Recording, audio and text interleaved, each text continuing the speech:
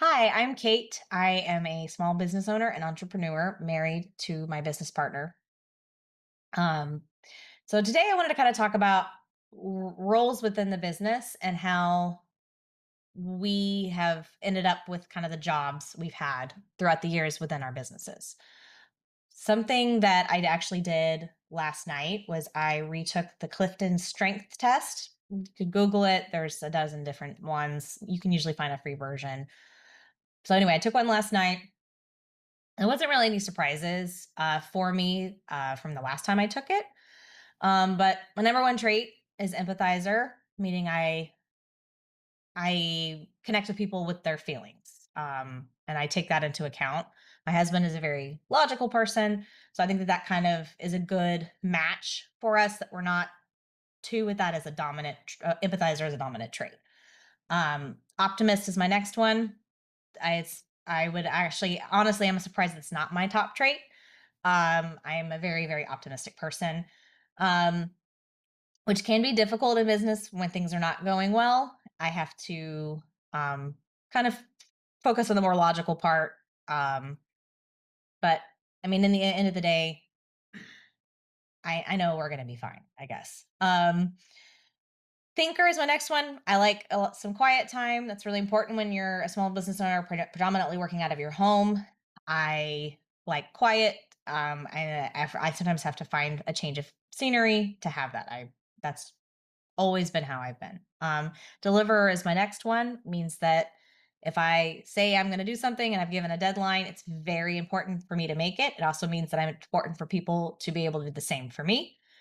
My final trait is timekeeper. I'm always on time. It's Deadlines are important to me while I write them down so that like other people on my team can reference and know when things are due.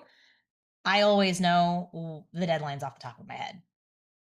Um, my husband, I've seen his test over the years, so I kind of know he has some of these traits, but they're not going to be in his top five. That doesn't mean that if your partner and yourself have traits that are in the same like order, doesn't mean you can't be a match. It just means that you need to have a larger conversation about how you can kind of offset some of these things. There's a book called Rocket Fuel. I recommend any entrepreneur read this book, and it talks about how you need to kind of find the fuel for your rocket. um, going into that though, with those personality traits in mind, it kind of played into how we naturally ended up with roles within our business. I have always been heavily with the schedules.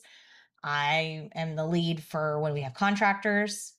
I know when they need to be paid. I know when they said that the tile was going to be in. I know those things. My husband has a quick reference, but that's just his brain is freed up from day to day to do those things because that's something that I naturally gravitate towards. And it's where I've kind of naturally fit into our business.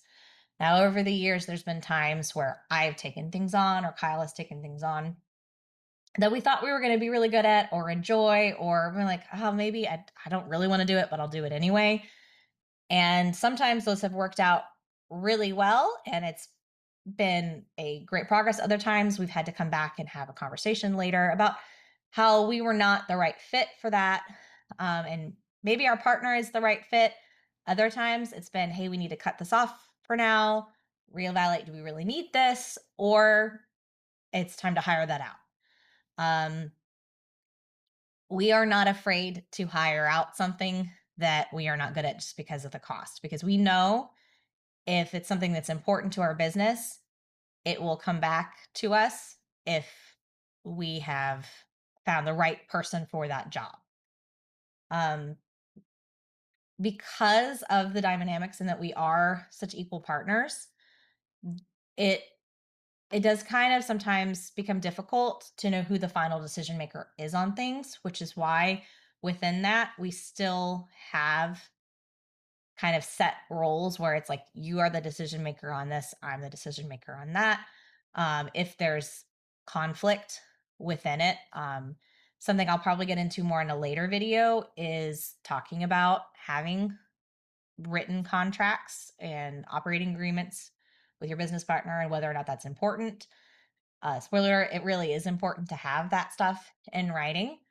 Um, it just even for just accountability's sake. Um, and I mean, we personally have not had many business conflicts come into our marriage.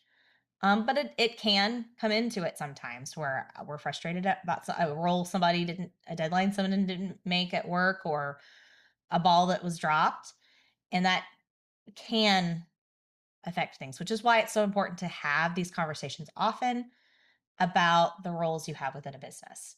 So that's kind of all I have for today.